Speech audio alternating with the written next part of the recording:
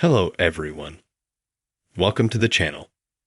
Now in this video, I will show you and tell you what to do if your iPhone does not install applications from the Apple Store. That is, there is an eternal download. The circle circles around and nothing is loaded. Show tell how you can solve this problem. And you be sure to subscribe to the channel, put likes. Let's get started.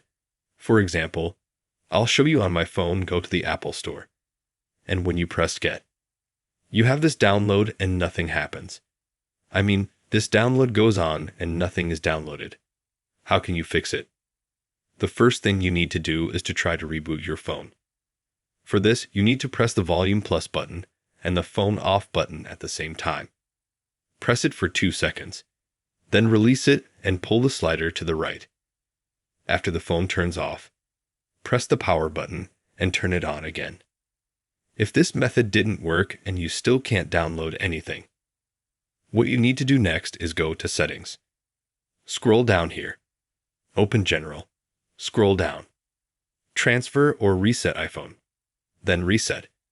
And you need to click Reset Network Settings. And then you have to re-enter your Wi-Fi password.